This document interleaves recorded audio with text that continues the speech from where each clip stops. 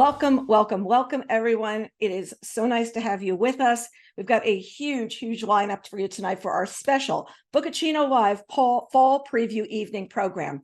You know, we did one of these in the summer, and people were so excited about it.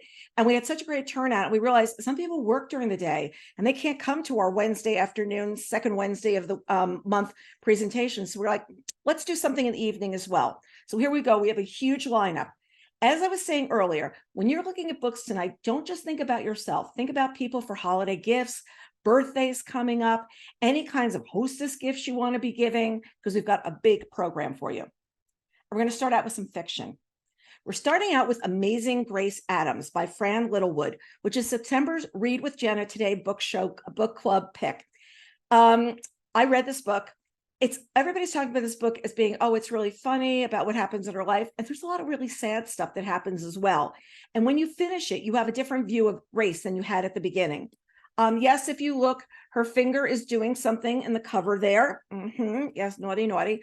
Some covers you will see with the finger. Some you will see with the circle with Mary Beth Keane's fabulous quote right on top of it. So know when you go to the store, you may be seeing either version. So what happened? Grace Adams gave birth, she blinked, and suddenly she's 45 years old. She's perimenopausal, and she's stalled. The unhappiest age you can be, according to The Guardian. And today, she's really losing it. She's stuck in traffic. She's finally had enough. To the astonishment of everyone, she gets out of the car and walks away, like in the middle of traffic. That's a really good thing. Just get out of your car and keep on moving. She sets off across London, armed with a 200-pound cake, to win back her estranged teenage daughter on her 16th birthday. Because today is the day she'll remind her daughter that no matter how far we fall, we can always get back up again. Because Grace Adams used to be amazing, but everyone seems to have forgotten. And Grace is about to remind them, and most of all, remind herself. And a lot of stuff happens for her along the way. Next, we've got Normal Rules Don't Apply by Kate Atkinson. You know her as the best-selling author of Shrines of Gaiety and Life After Life. It's on sale now. And what we've got is 11 interconnected stories where nothing is quite as it seems. We meet a queen who makes a bargain she cannot keep, a secretary who watches over life she has just left, a lost man who bets on a horse that may or may not have spoken to him. Everything that readers love about Atkinson's novels is here: the inventiveness, the verbolicity, the sharp observations of human nature, and the deeply satisfying emotional wallop. So there you go, Kate Atkinson's new book. Next, we've got Wellness by Nathan Hill, which was just announced yesterday as Oprah's latest book club pick. You may remember him as the author of The Knicks. I read that book years ago. In fact, I think I was one of the first people to interview Nathan when he was one of the authors that was picked out to as a debut author at Book Expo. And I gave an interview with him, and it was so great. It was one of the buzz picks. So what have you got here? Jack and Elizabeth meet as college students in the 90s, and the two quickly join forces and hold on tight, each eager to claim a place in Chicago's thriving underground art scene with an appreciative kindred spirit. Fast forward 20 years to married life. And alongside the challenges of parenting, they encounter cults disguised as mindfulness support groups, polyamorous would-be suitors, Facebook wars, and something called Love Potion Number 9. For the first time, Jack and Elizabeth struggle to recognize each other, and the no longer youthful dreamers are forced to face their demons. In the process, Jack and Elizabeth must undertake separate personal excavations or risk losing the best thing in their lives, each other. Next, we've got Bright Lights, Big Christmas by Mary Kay Andrews. I finished reading this last weekend, and it is going to be a book reporter bets on. I love this book. It's coming out September 26th, early for you to be starting to think about holiday season. So when fall rolls around, it's time for Carrie Tolliver to leave her family's Christmas tree farm in the mountains of North Carolina for the wilds of New York City, to help her gruff older brother and his dog Queenie sell the trees at the family stand on a corner in Greenwich Village. Now, anybody who's been to the city at Christmas knows exactly what these stands look like. They go up hastily, they're gone by Christmas Day, and it's where people come in just to do exactly what they're talking about here. In the weeks leading up to Christmas, Carrie quickly becomes close with the charming neighbors who live near their stand. When an elderly neighbor goes missing, Carrie will need to combine her country know-how with her newly acquired New York knowledge to protect the new friend she's come to think of as family. And complicating everything, you saw this coming, Patrick, a single dad, raising his adorable dragon-like loving son, Austin, on this quirky block. Carrie and Patrick's chemistry is undeniable. Well, what chance does this holiday romance really have? Think about this good one to read while you're making those Christmas cookies. And look at the little mobile home there on the front. I love the color of it, as you well know. That's where they're living. It's this little tiny travel trailer, and it's on the side street, and it has like no plumbing, and I think like the electricity is plugged in from one of the buildings nearby. Next, we've got Devil Makes 3 by Ben Fountain, and this is going to be one of our fall preview titles. On September 26th, there will be a contest to win one of 5 copies from this book. It's going to be a 24-hour contest just from noon on the 26th to noon on the 27th for you to enter, be able to win this book. So what have we got here? In Haiti, 1991, when a violent coup leads to the fall of President Jean-Bertrand Aristide, American expat Matt Amilcar is forced to abandon his idyllic beachfront scuba business. With the rise of a brutal military dictatorship and an international embargo threatening to destroy even the country's most powerful players, some are looking to gain an advantage in the chaos, and others are looking to just make it through the day. Desperate for money and survival, Matt teams up with his best friend and business partner, Alex Variel. They set their sights on the legendary shipwrecks that have been rumored to contain priceless treasures off a remote section of Haiti's southern coast. However, their ambition and exploration of these disastrous wrecks comes with a cascade of ill-fated incidents. So there you got Devil Makes 3. Museum of Failures by Freddie Umger. I read this last weekend after I finished my fabulous holiday book. I moved to this one. It's a bets on selection, and I'm going to be interviewing Freddie next week. The book also comes out next week. So what have we got here? Remy Wadia left India for the United States long ago, carrying his resentment of his mother with him. He's now returned to Bombay to adopt a baby and to see his elderly mother for the first time in several years. Discovering his mother's in the hospital, has stopped talking, and seems to have given up on life, he's struck with guilt for not really realizing how sick she has become. His unexpected appearance and attention revives her and enables her to return to her home. But when Remy stumbles on an old photograph, shocking, long-held family secrets surface. As secrets unravel and Remy's mother begins communicating again, he finds himself reevaluating his entire childhood. It's really amazing when he sees his mother in a completely different life, his relationship to his parents, and his harsh judgment of decisions and events long ago hidden from him. But most of all, he must learn to forgive others for their failures and human frailties. Look at the Museum of Failures. Next, we've got Brooklyn crime novel from Jonathan Lethem, which is coming on October 3rd. In the streets of 1970s Brooklyn, a daily ritual goes down, a dance. Money's exchanged, belongings surrendered, power asserted. The promise of violence lies everywhere, a currency itself. For these children, black, brown, and white, the street is a stage in shadow, and in the wings hide other players, parents, cops, renovators, landlords, those who write the headlines, the histories, and the laws, those who award this neighborhood its name. The rules appear obvious at first, but memory's prism, criminals and victims may seem to trade places. The voices of the past may seem to rise and gather, as if in harmony, and then make war with each other. A street may seem to crack open and reveal what lies beneath its glimmering facade. None who lived through it are ever permitted to forget. They've got Brooklyn crime novel. Next, we've got Everything Is Not Enough by Lola Ahmadi Akterstrom. It's coming on October 24th. I absolutely loved her first book, which is called In Every Mirror She's Black. And here she's picking up the same story of these characters. Powerful marketing executive Kema Adeyemi has finally found the man she needs, but Tobias Wickstrom thinks she's the most selfish woman he's ever met for asking him to give up his life in Sweden and move to the United States for her own comfort. Former model turned flight attendant Brittany Ray Van London gave up her career and came with nothing into Johnny's kingdom. Having a child with him, her greatest fear for Maya includes being cut off from his resources to which she has become accustomed. And after fleeing her home through a client to seek a new life in Sweden, Yasmin finds love in the arms of Jacek Selik, but for someone from her past forces her to become a caretaker before she's ready. Everything Is Not Enough follows the loosely intertwined and messy lives of these women as they interrogate themes of place, prejudice, and patriarchy in Europe.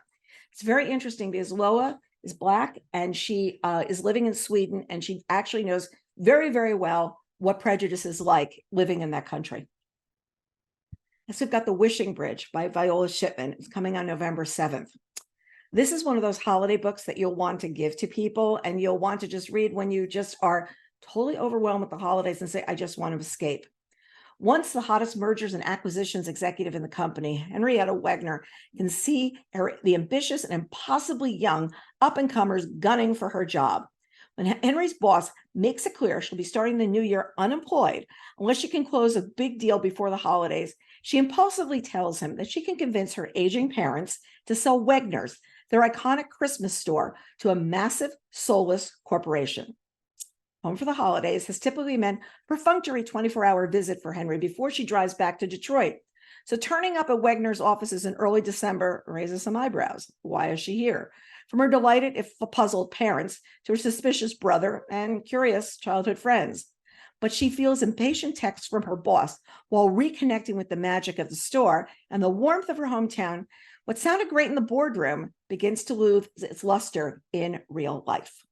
It's The Wishing Bridge. Next, we've got Day, a novel from Michael Cunningham. It's coming on November 14th. April 5th, 2019. A cozy brownstone in Brooklyn, the veneer of domestic bliss begins to crack. Dan and his wife, Isabel, are slowly drifting apart. And both, it seems, are a little bit in love with Isabel's younger brother, Robbie. 10-year-old Nathan is taking his first uncertain steps towards independence, while his sister, 5-year-old Violet, does her best not to notice the growing rift between her parents. April 5th, 2020. The world goes into lockdown. The cozy brownstone is starting to feel more like a prison. Violet is terrified of leaving the windows open, obsessed with keeping her family safe. Isabel and Dan communicate mostly in veiled slights and frustrated sighs. And Robbie is stranded in Iceland, alone in a mountain cabin with nothing but his thoughts and his secret Instagram life for company.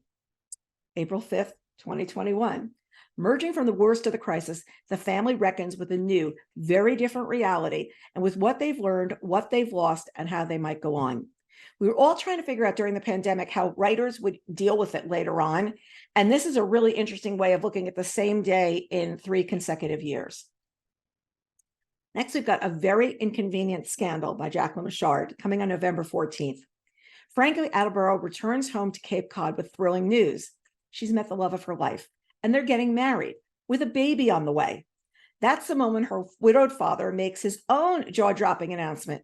At 60, he's getting married as well, to Frankie's best friend, Ariel, who's also pregnant and due soon. Just picture that, folks. As Frankie and Ariel struggle to adjust to their new relationship, Ariel's estranged mother, Carlotta, returns after a decade-long absence. She claims to be a changed woman, but is she really? And where has she been all these years? Frankie's suspicious, and as Carlotta's unpredictable behavior intensifies, Frankie must untangle the threads of the past to protect Ariel's future and her own. A very inconvenient scandal for sure. Next, we've got some historical fiction. First, we've got Sheaville, which is coming from Paulette Giles. It's out this week. Union soldier John Sheaville suffered a traumatic head wound in battle. By the time he returned home, the Civil War was over, but tragedy awaited. John's beloved sister and her family had been brutally murdered. Their killer goes by many names. He fought for the North and wore a badge in the name of the law. But the man John knows as A.J. Dodd is little more than a rabid animal, slaughtering without reason or remorse, needing to be put down. John would not be deterred, not by the U.S. Marshals, who threatens to arrest him for murder should he succeed, and not by Victoria Rivas, the telegraphist, aiding him in his death-driven quest, yet hoping he'll choose to embrace life with her instead. So there you've got a new book from Paula Giles. Coleman Hill by Kim Coleman Foote. It's a book I've heard her speak about twice, And it's just such an interesting story to me, simply because my parents and their family grew up in Newark, New Jersey. And where she's talking about is very like a part of where that area was. So in 1916, during the early days of the Great Migration, Celia Coleman and Lucy Grimes flee the racism and poverty of their homes in the South for the promised land of Vauxhall, New Jersey. But the North possesses its own challenges and bigotries that will shape the fates of the women and their families over the next 70 years. Told through the voices of 9 family members, Coleman Hill is a penetrating, multi-generational debut. Heard her speak about this book, and it's just amazing, like the research that she did and how she pulls that whole story together and what this one place in New Jersey meant for her family for a very long time. Next, we've got The Fraud by Zadie Smith. It's out now. So it's 1873. Miss Eliza Touchet is a Scottish housekeeper and cousin by marriage of a once famous novelist, William Ainsworth, with whom she's lived for 30 years. Mrs. Touchet suspects her cousin of having no talent, his successful friend, Mr. Charles Dickens, of being a bully and a moralist, and England of being a land of facades. The Tichborne trial, wherein lower-class butcher from Australia claimed he was in fact the rightful heir of a sizable estate and title, captures her and all of England. Is Sir Tichborne really who he says, or is he a fraud? Let's see how she discovers. Next, we've got The Baxter Wiles by Lauren Groff. This is on sale now as well. Those 2 books, the book before this and this one, have already hit the New York Times list. Big news this week. Here we've got a servant girl escapes from a colonial settlement in the wilderness. She carries nothing with her but her wits, few possessions, and the spark of God that burns hot within her. What she finds in this terra incognita is beyond the limits of her imagination and will bend her belief in everything her own civilization has taught her. Lauren is a huge runner. She loves to run. And when she presented this book at one of the pub events, she was actually running through the woods and then stopped until the start of the story and then moved to another place. It was a really fun way for her to share and introduce the book to us. Next, we've got The Armor of Light coming from Ken Follett on September 26th. It's the 4th installment in his Kingsbridge series and the long-awaited sequel to A Column of Fire. The spinning jenny was invented in 1770, and with that, a new era of manufacturing and industry changed lives everywhere within a generation. The world, filled with unrest, wrestles for control over this new world order. As institutions are challenged and toppled in unprecedented fashion, ripples of change ricochet through the characters' lives as they're left to reckon with the future and the world they must rebuild from the ashes of war. You also know him as the author of The Pillars of the Earth, which my sister still says is one of her favorite books. Let Us Descend by Jesmyn Ward is on sale on October 24th.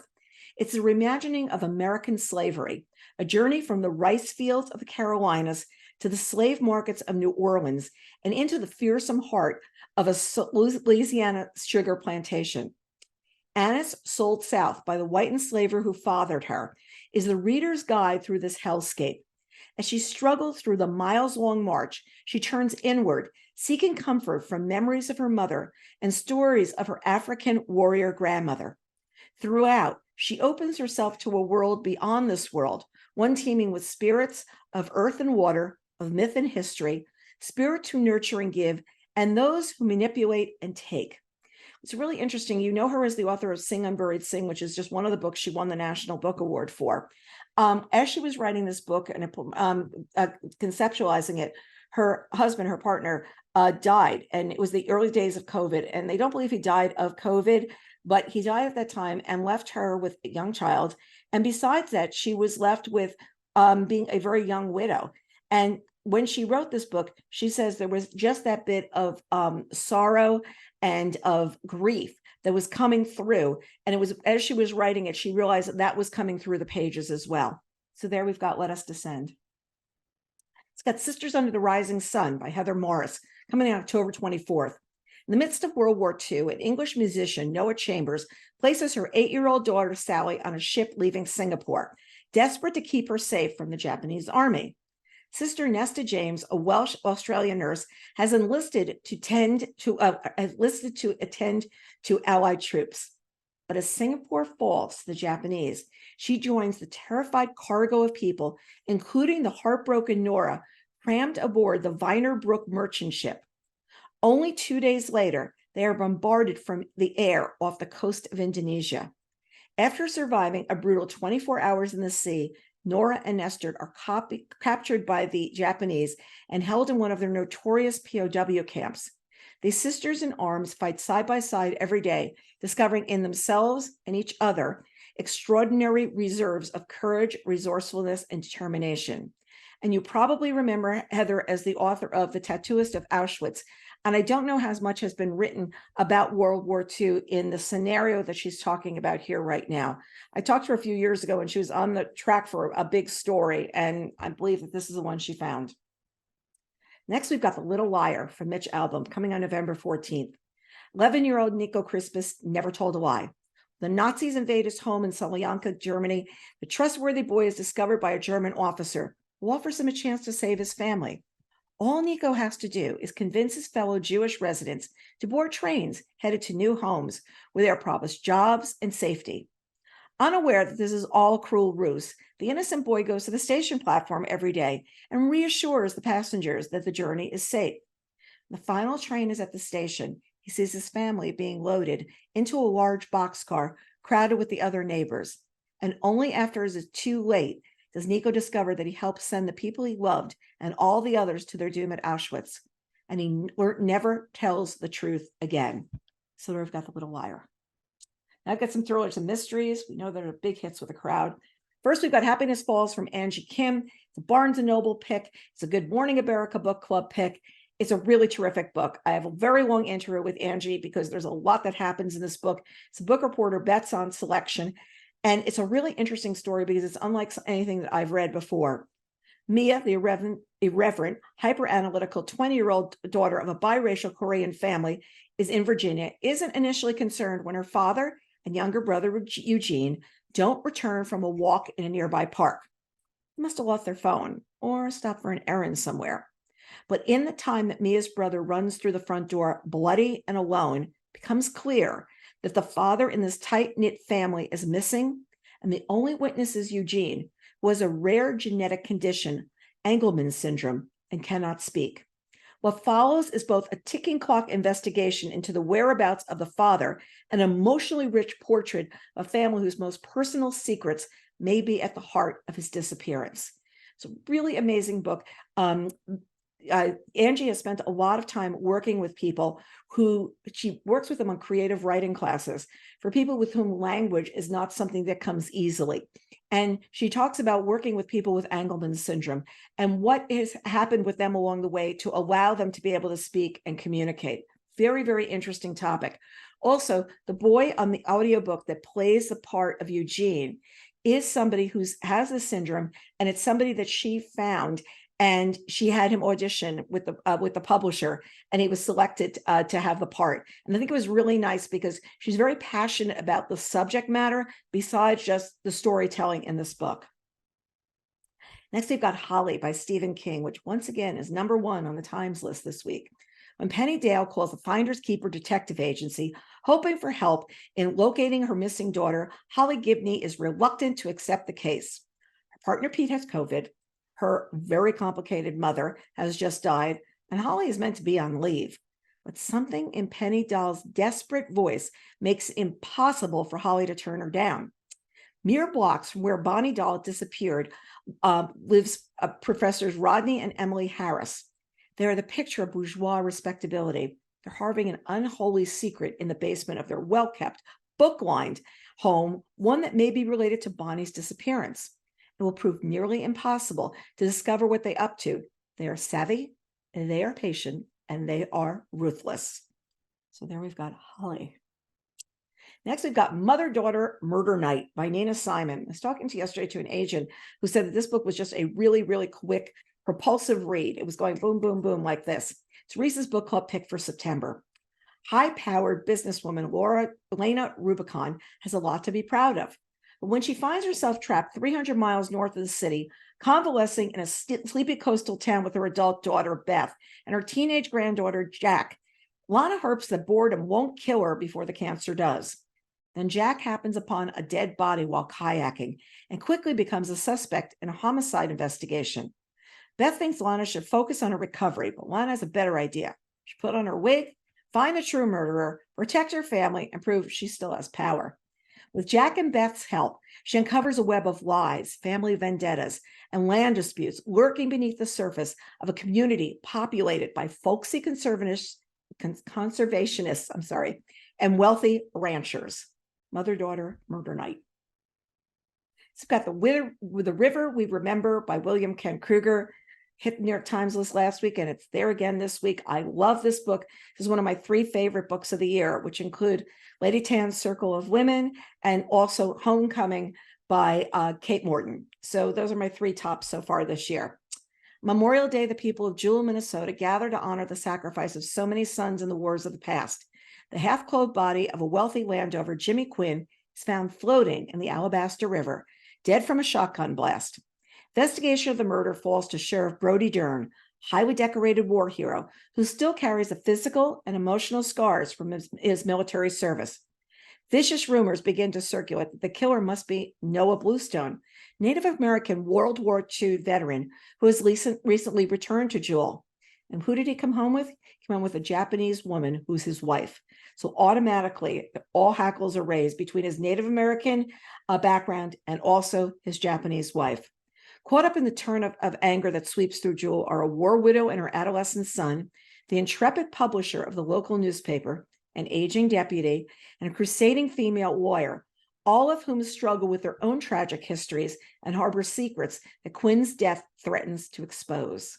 So also know Kent as the author of This Tender Land, another standalone, apart from his Cork O'Connor series. Everyone is talking about how beautiful this book is. Next, we've got The Secret Hours by Mick Herron. Mick Herron, just so you know, is also the author of Slow Horses. Those of you who have Apple TV Plus, Slow Horses, and a new series that's running there. So 2 years ago, a hostile prime minister launched the Monochrome Inquiry, investigating historical overreaching by the British Secret Service. Monochrome's mission was to ferret out any misconduct by any MI5 officer and allowed Griselda Fleet and Malcolm Kyle, the 2 civil servants seconded to the project, access to all confidential information in the service archives. Now the administration that created Monochrome has been ousted. The investigation is a total bust. Griselda and Malcolm are stuck watching their career prospects wash away. Till the eve of Monochrome's shuttering, when an MI5 case file appears without explanation. It's a buried history of a classified operation in 1994 Berlin, an operation that ended in tragedy and scandal, whose cover-up has rewritten 30 years of service history. There's The Secret Hours. Next, we've got Bright Young Women by Jessica Knoll. I read this over the summer holiday break, and it's a book reporter bets on selection. I will admit a slight obsession with serial killers. Let me just throw that out there. But this book really delves into a topic in a very, very interesting way. It opens on a Saturday night in 1978, hours before a soon-to-be infamous murderer descends upon a Florida sorority house with deadly results. The lives of those who survive, including the sorority president and key witness, Pamela Schumacher, are forever changed. Across the country, Tina Cannon is convinced her missing friend was targeted by the man papers refer to as the all-American sex killer, and that he struck again. Determined to find justice, the two join forces as they search for answers that lead to a final, shocking confrontation. And yes, the guy that they're talking about is Ted Bundy. And if he had been jailed in the jail in Colorado the way he was supposed to, and hadn't escaped twice, a lot of this would not have happened. Next, we've got The Intern from Michelle Campbell. Read this over the break too. I'm trying to set up an interview with Michelle. So one of the reasons Michelle wrote this book is her background is from Puerto Rico. And she says as she was growing up, she was, kind of first generation here. And she didn't have anybody to help her along the way when she was going to school. There was nobody to help her get into Harvard Law School. There were nobody that were doing her favors along the way. She didn't have parents, friends that were helping her get a job. And that helped her figure out who her characters were going to be in this book. Madison Rivera lands the internship of a lifetime working for Judge Catherine Conroy. Madison has a secret that could destroy her career. Her troubled younger brother, Danny, has been arrested, and Conroy is the judge on his case. When Danny goes missing after accusing the judge of corruption, Madison's quest for answers brings her deep into the judge's glamorous world. Is Catherine Conroy a mentor, a victim, or criminal? Is she trying to help Madison or use her as a pawn? And why is somebody trying to kill her? As these two women circle each other in a deadly cat and mouse game, they will each save each other or will betrayal leave one of them dead.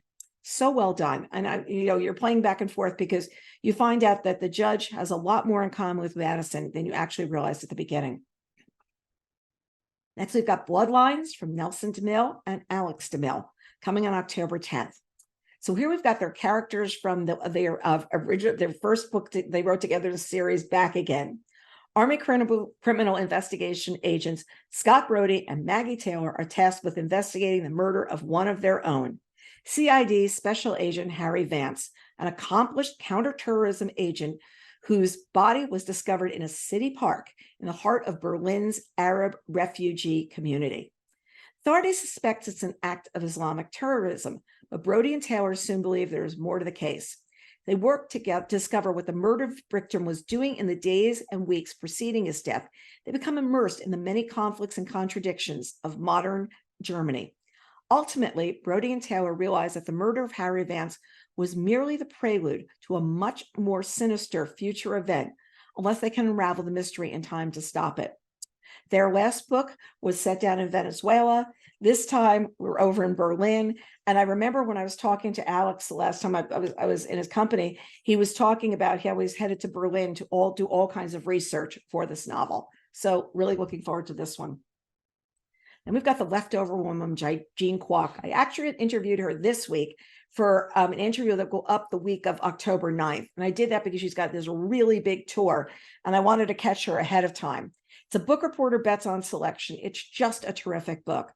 Jasmine Yang arrives in New York City from a rural Chinese village without money or family support, fleeing a controlling husband on a desperate search for the daughter who was taken from her at birth, another female casualty of China's controversial one-child policy.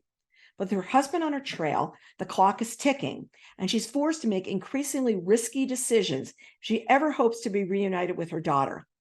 Meanwhile, publishing executive Rebecca Whitney seems to have it all: prestigious family name and the wealth that comes with it, high-powered career, beautiful home, handsome husband, an adopted Chinese daughter she adores. But when an industry scandal threatens to jeopardize not only Rebecca's job, but her marriage, this perfect world begins to crumble, and her role in her family is called into question. This book has a lot also about the publishing industry and trying to acquire a book and what's on behind the scenes with that. So it's really, really fun from that point of view. And you know Jean as the author of Searching for Sylvie Lee. So next we've got Veil of Doubt by Sharon Virts.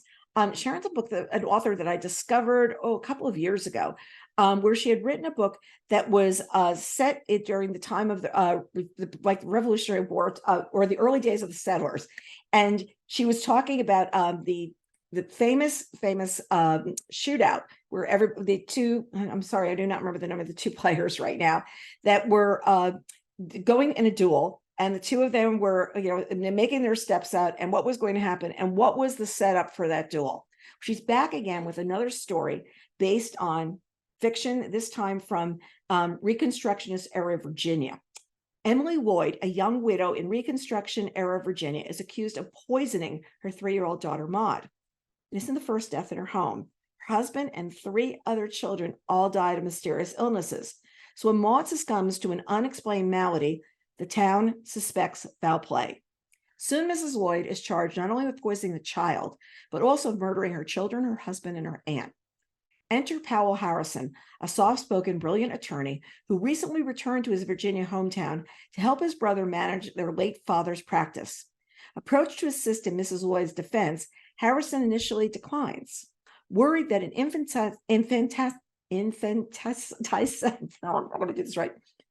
child who dies case might tarnish their family's reputation. But as details about the widow's erratic behavior and reclusive neighbors emerge, Harrison begins to suspect that an even more sinister truth might lurk beneath the family's horrible fate and finds himself drawn to the case. is based on history that Sharon has discovered in Reconstructionist era of Virginia. Her home is this home that she's called Selma. And just when she was redesigning and renovating that home was where she came up with the idea of where is history and what's going on, what actually played out on this land during the early years of the country, and what can I sit and learn about it and share with others. I went out to start to read Veil of Doubt. I sat in the hot tub one morning, I'll confess. And I sat and read 60 pages without being able to put it down. She writes really, really gripping prose, and you actually feel like you're in the place. So I really, we're going to be doing a giveaway for this book, as well as be talking to her. So keep your eye on what you'll be seeing on Veil of Doubt on Bookreporter. Next, we've got The Exchange from John Grisham. It's coming on October 17th. This is a book that people have really been looking for, because what happened after the firm? What became of Mitch and Abby McDear after they exposed the crimes of the Memphis law firm Bendini, Lambert, and Locke and fled the country? The answer is in The Exchange, the riveting sequel to The Firm. It's now 15 years later, and Mitch and Abby are living in Manhattan, where Mitch is a partner in the largest law firm in the world. When a mentor in Rome asks him for a favor that will take him far from home, Mitch finds himself at the center of a sinister plot that has worldwide implications and once again endangers his colleagues, friends, and family. Next, we've got The Secret from Lee Child and Andrew Child. It's coming on October 24th.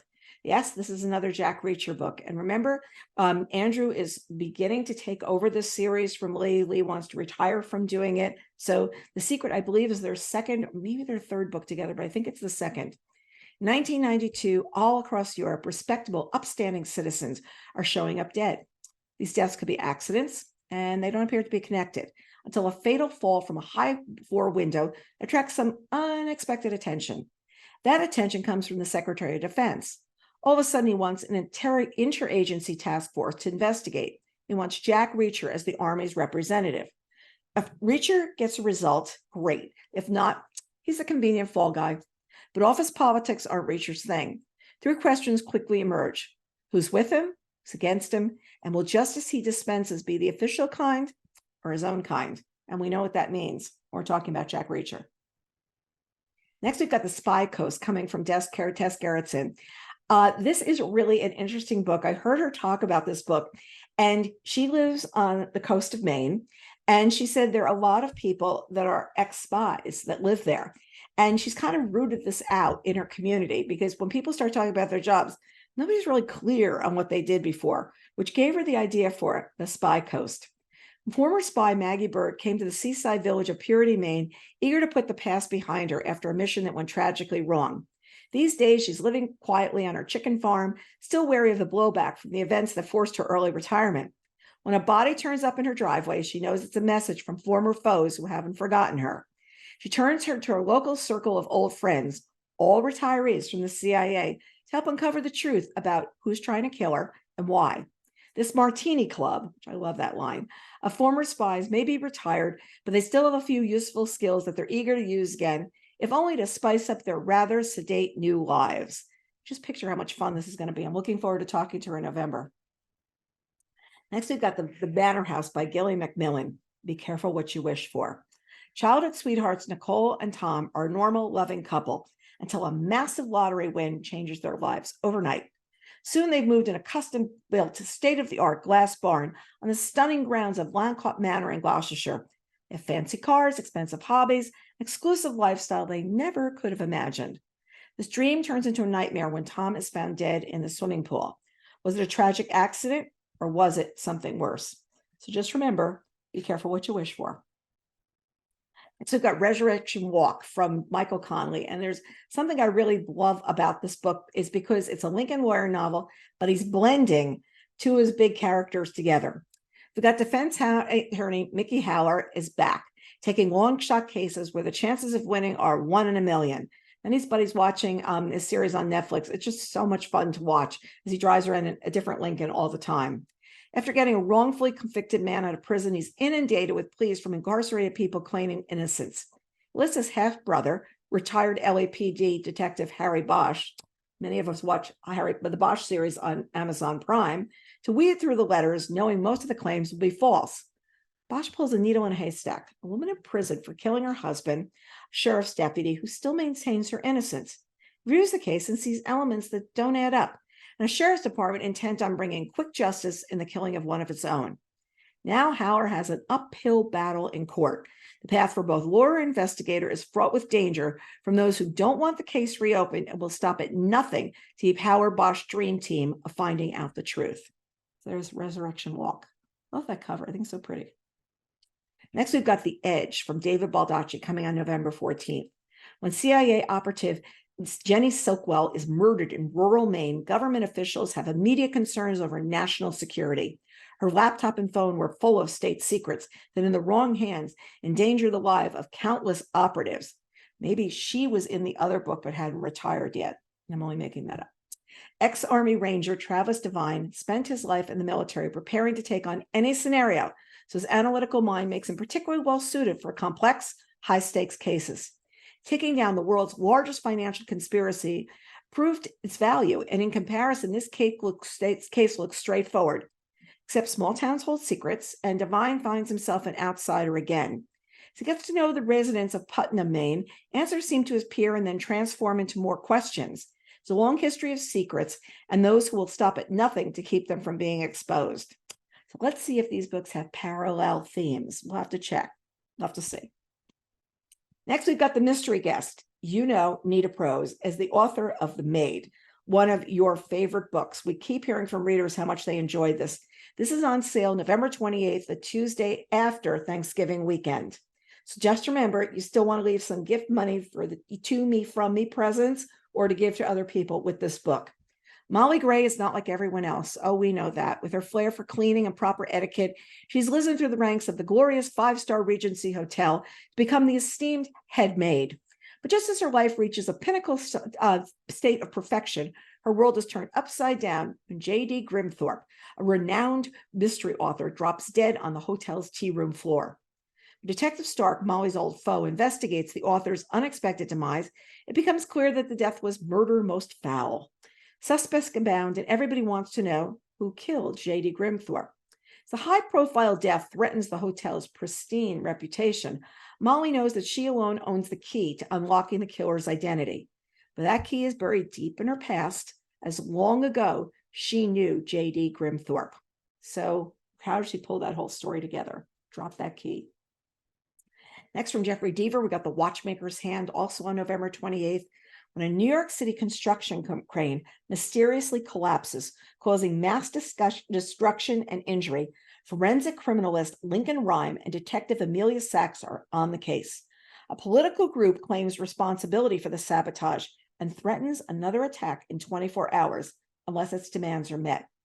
And then a clue reveals to Rhyme that his nemesis, known as the Watchmaker, has come to town to fulfill his promise of murdering the criminalist. Now Rhyme and Sachs have to dodge his brilliant scheme to destroy them both, while racing against time to stop the construction site terrorists. With New York in a panic, Rhyme and his team must unravel a handful of plots as tightly wound as a timepiece before more cranes fall, raining down death and destruction from above. So there's The Watchmaker's Hand. Next, we've got from Catherine Faulkner, who's the author of Greenwich Park, a book that I enjoyed. We've got The Other Mothers coming on December 5th. When a young nanny is found dead under mysterious circumstances, new mom Tosh is intrigued. She has been searching for a story to launch her career as a freelance journalist. She also has been searching for something else, new friends to help her navigate motherhood. She sees them as her son's new playgroup, The Other Mothers, a group of sleek, sophisticated women, the sort of mothers Tosh would like herself to be. When the mothers welcome her into their circle, she discovers the kind of life she's always dreamed of: elegant London townhouses, a far cry from the cramped basement flat and endless bills. She's quickly swept up into their wealthy world via coffees and cocktails and play date. But when another young woman is found dead, it's clear there's much more to the community than meets the eye. Are these young women really her friends, or is there another, more dangerous reason why she's been so quickly accepted into their exclusive world? There we've got The Other Mothers. Next, to do some memoirs, biographies, and nonfiction, which are huge this time of year. And we're going to kick it off with Elon Musk's book, which is written by Walter Isaacson. Okay, what can we say about Elon Musk that we don't already know? Well, there's a lot. When he was a kid in South Africa, he was regularly beaten by bullies, but the physical scars are minor compared to the emotional ones inflicted by his father, an engineer, rogue, and charismatic fantasist. His father's impact on his psyche would linger. Developed into a tough yet vulnerable man-child, prone to abrupt Jekyll and Hyde mood swings, with an exceedingly high tolerance for risk, a craving for drama, an epic sense of mission, and a maniacal intensity that was callous and at times destructive. For 2 years, Walter Isaacson shadowed Musks, attended his meetings, walked his factories with him, and spent hours interviewing him, his family, friends, coworkers, and adversaries. And the result is this revealing inside story filled with amazing tales of triumphs and turmoils. And the question, are the demons that drive Musks also what it takes to drive innovation and progress? Then we've got Larry McMurtry by Tracy Dougherty. It's on sale now. In over 40 books, in a career that spanned over 60 years, Larry McMurtry staked his claim as the superior chronicle of the American West and the Great Plains' keenest witness since Willa Cather and Wallace Stegner. Tracy Dougherty's latest book traces his origins as one of the last American writers who had direct contact with this country's pioneer traditions. It follows his astonishing career as a best-selling novelist, Pulitzer Prize winner, author of the beloved Lonesome Dove, Academy Award-winning screenwriter, public intellectual, and passionate bookseller.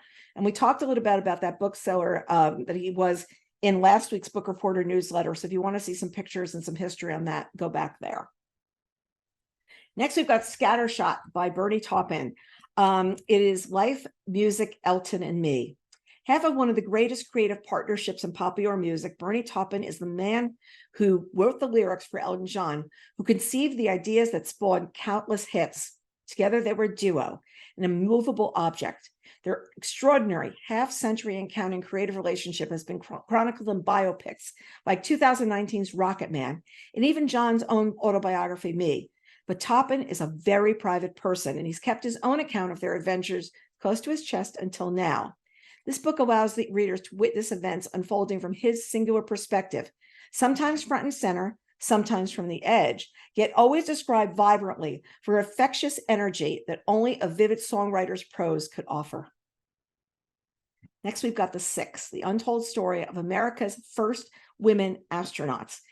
Heard Lauren Grush talk about this book a couple of months ago, and I confess that probably I could name you 10 male astronauts, like just sitting here, but 6 female astronauts, not so sure.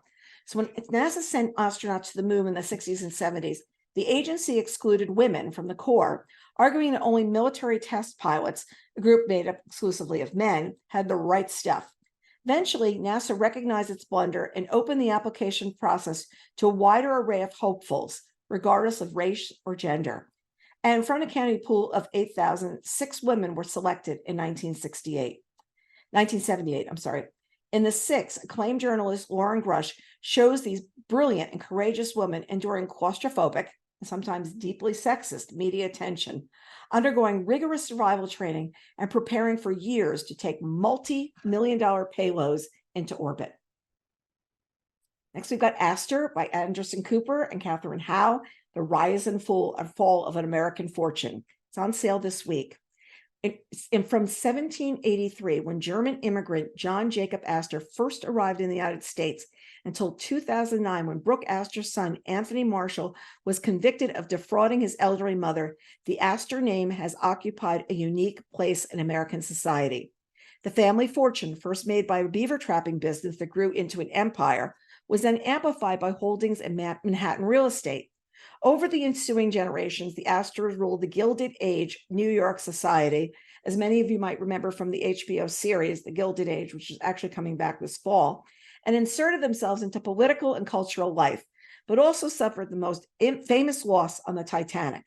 In Astor, Anderson Cooper and Catherine Howe chronicle the lives of the Astors and explore what the Astor name has come to mean in America, offering a window onto the making of America itself. And you know them as they did a big book on the Vanderbilts a couple of years ago, besides knowing who Anderson Cooper is. Next, we've got The Mysterious Case of Rudolph Diesel by Douglas Brunt.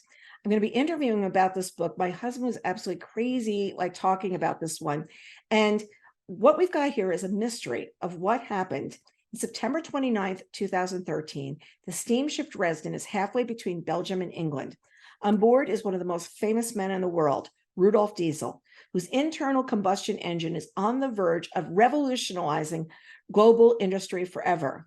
The diesel engine, diesel fuel, get what I'm talking about? But Diesel never arrives at his destination. He vanishes during the night, and headlines around the world wonder if it was an accident, suicide, or murder. In the mysterious case of Rudolph Diesel, Douglas Brunt reopens the case and provides an astonishing new conclusion about Diesel's fate. So looking forward to talking to him about this book. Next, we've got Turning Pages by John Sargent, which is the adventures and misadventures of a publisher. It's a well-told story of 40 years in the publishing business. For 24 of those years, John Sargent ran one of America's largest publishing companies.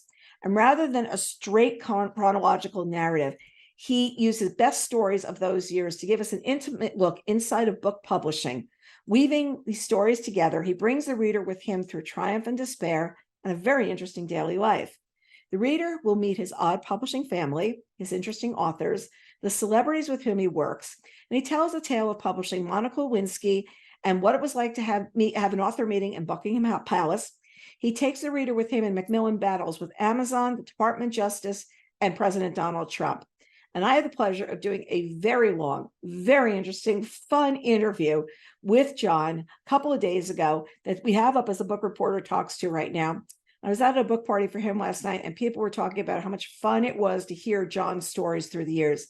He's a great storyteller, probably one of the most humble people that I've met, yet he has such a large history of what he's done in publishing and a lot of things he was at the forefront on, including a huge battle with Google that went on for 8 years. Now we've got Wandering Through Life by Donna Leone. It's also out this week. A series of vignettes full of affection, irony, and good humor. She narrates a remarkable life that she feels has rather more happened to her than been planned. Having recently celebrated her 80th birthday, Leon poignantly confronts the dual challenges and pleasures of aging, complete with a brief letter dissuading those hoping to meet Guido Brunetti at the Quistera, and always suffused with music, food, and her sharp sense of humor. Wandering Through Life offers Donna Leone at her most personal. So we've got Going Infinite by Michael Lewis. Michael Lewis first met him. Sam Bankman-Fried was the world's youngest billionaire and crypto's Gatsby. CEOs, celebrities, and leaders of small countries all vied for his time and cash after he catapulted practically overnight into the Forbes billionaire list. Who was this rumpled guy in cargo shorts and limp white socks, whose eyes twitched across Zoom meetings as he played video games on the side? Going Infinite, Michael Lewis sets out to answer this question, taking readers into the mind of Bankman-Fried. This would be really interesting, folks, whose rise and fall offers an education in high-frequency trading, cryptocurrency, philanthropy, bankruptcy, and the justice system. I also am fascinated this guy ran a billion-dollar company using QuickBooks. Found that always interesting. Next, we've got How to Save Babylon by Sophia Sinclair. Heard her talk about this book a couple of times. So interesting. Throughout her childhood, her father, a volatile reggae musician and militant, adherent to a strict sect of Rastafari, became obsessed with her purity. In particular, with what the threat of Rastas called Babylon, the immoral and corrupting influences of the Western world outside their home. He worried that a woman could make Sophia and her sisters morally weak and impure, and believed a woman's highest virtue was her obedience. She watched her mother struggle voicelessly through the years under housework and the rigidity of her father's beliefs, and she increasingly used her education as a sharp tool with which to find her voice and break free. Inevitably, with her rebellion comes clashes with her father, whose rage and paranoia explodes in increasing violence, and as her voice grows, a collision course is set between them. And the cover signifies this moment where she cut off her braids, which was a huge deal to her father, cutting off her dreads. And he saw that as absolutely a moment that she was like, breaking all his rules for sure. And then what happens to the rest of the family as a result. Next, we've got In Light of All Darkness by Kim Cross. It's coming on October 3rd. It's the inside story of the Poly-class kidnapping and the search for America's child. And I don't know how many of you remember this. I remember it vividly because I was ordering from a children's catalog that was based in Petaluma, California, believe it or not. And it was the night of this this killing. I was buying clothes for my older son. It's October 1st, 1993. 12-year-old Pelicloss was kidnapped at knife point from her bedroom in Petaluma, California during a sleepover with two friends. This rarest of all kidnappings, a stranger abduction from the home, triggered one of the largest manhunts in FBI history. Emotional gravity of her story touched every agent, police officer, forensic technician who worked the case. Many investigators never shared their stories until now. Kim Cross has written the first comprehensive account of what happened on that fateful night in October, as well as how the case forever transformed the Bureau's approach to solving crimes. Next, we've got Breaking Twitter, because we haven't enough Twitter enough Elon enough. It takes readers inside a darkly comic battle between one of the most intriguing, polarizing, and influential men of our time. Yeah, we know him, Elon Musk, and the company that represents our culture's dearest hope for a shared global conversation. From employee accounts within Twitter's headquarters to the mission-driven team he surrounded himself with, it's a story from all sides. Can Musk succeed? Will he fail? Will be the global town hall that is Twitter? And what is really his end goal? Whole world's watching, and Breaking Twitter has ringside seats. Next, we've got Class from Stephanie Land coming on November 7th. Many of you remember her as the author of The Maid, which also was made into a Netflix series. She set out to write her book Maid. She never could have imagined what would come. Handpicked by Obama as one of the best books of 2019. It's called An Eye-Opening Journey into the Lives of the Working Poor. I was one of the first people, in fact, I feel was the first person to interview Stephanie about Maid, because she, like Garth Nix, was, Garth Nix, no, sorry, he wrote the Nix. The author of the Nix was one of the Buzz authors. And as a result, we had them up on stage, talking the book for the very first time. And she remembered this when I interviewed her when the Netflix series came out. The story about a house cleaner, but also the story about a woman with a dream. In Class, she takes us with her as she finishes college and pursues her writing career. Facing barriers at every turn, including a Byzantine loan system, not having enough money for food, navigating the judgments of professors and fellow students who don't understand the demands of attending college while under the poverty line, she finds a way to survive again. This is an intimate and heartbreaking portrait of motherhood as it converges and often conflicts with personal desire and professional ambition. My Name is Barbara by Barbara Streisand, probably one of the most anticipated biographies of the year. She's by all account a living legend, a woman whose career spanned 6 decades, excelled in every area. Yeah, she's one of the EGOT winners, Emmy, Grammy, Oscar, and Tony, one of the greatest and most recognizable voices in the history of popular music. Nominated for Grammy 4 to 6 times, and with Yentl, she became the first woman to write, produce, direct, and star in a major motion picture. My Name is Barbara. She tells her own story about her life and extraordinary career, from growing up in Brooklyn to her first star-making appearances in New York nightclubs, to her breakout performance in Funny Girl on stage and winning the Oscar for that performance on film. And then came a long string of successes in every medium in the years that followed. So there's My Name is Barbara. Next, we've got The Lost Tomb by Douglas Preston, which is coming on December 5th. Douglas Preston's journalistic explorations have taken him from the haunted country of Italy to the jungles of Honduras. He's granted exclusive journalistic access to the largest tomb in Egypt's Valley of the Kings, broke the story of an extraordinary mass grave of animals killed by the asteroid impact that ended the Cretaceous period and caused the extinction of the dinosaurs, and explored what lay hidden in the booby-trapped money pit on Oak Island. The Lost Tomb brings together an astonishing and compelling collection of true stories about buried treasures, enigmatic murders, lost tombs, bizarre crimes, and other fascinating tales of past and present. Okay, that's the end of the preview, but let's talk about some other things that are coming up. What we've got is the series premiere on October 13th on Apple TV of Lessons in Chemistry by Bonnie Garmus. Everybody is super looking forward to this one. Then we've got Killers of the Flower Moon by David Graham, the widescreen. The movie presentation of this will be a wide release. I believe it's on October 20th. It's kind of hidden under there. On October 20th, and it is already getting rave reviews as probably one of the best pictures of the year. Black Cake by Charmaine Wilkerson will have a series premiere on Hulu on November 1st. And the series premiere of All the Light We Cannot See will be on Netflix. It's a 4-part series. I was lucky enough to see the first first installment, first episode last week. It's terrific, absolutely wonderful. It's interesting because it's the same director that's going to do all 4 episodes, which usually does not happen with these shows. And with the strike, because the directors are not on strike, and because Anthony is the writer of the book, the two of them came together to talk about it, and it was an absolutely fascinating conversation. These are recent Book Reporter Talks 2 interviews that I've done. The Connollys of County Down with Tracy Lang, Cheryl Pena's Everyone Here is Lying, California Golden by Melanie Benjamin, Sarah Pekkin is Gone Tonight, Angie Kim's Happiness Falls, and John Sargent's Turning Pages.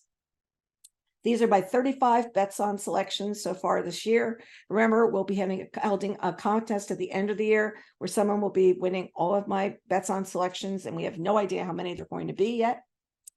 And next Wednesday night, if you're free, we're going to be discussing Fellowship Point with Alice Elliott Dark.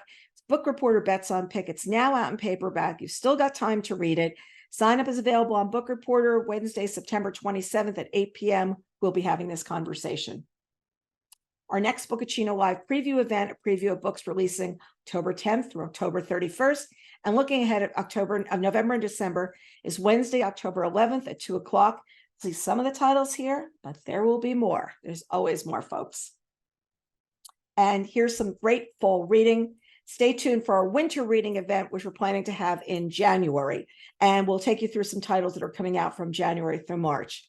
We thank you all for joining us this evening. It's always wonderful. Tom, do you want to pop on and say goodnight to everybody as well? And I actually did that in an hour and a couple of minutes, and I thought it was going to go longer. I'm now going to try and catch my breath.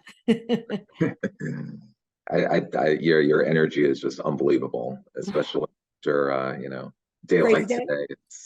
It's a crazy day. Crazy. Yeah, but no, thank you so much for joining us, everybody. This is so great, and especially love the varied nonfiction list. Like, have some really good nonfiction lately, which is always nice to see. Yeah, especially this time of year. So we're not going to be doing a Q&A tonight. So we thank everybody for joining us, and we're looking forward to seeing you next time on Bookaccino Live. Night, everybody. Take care, everybody.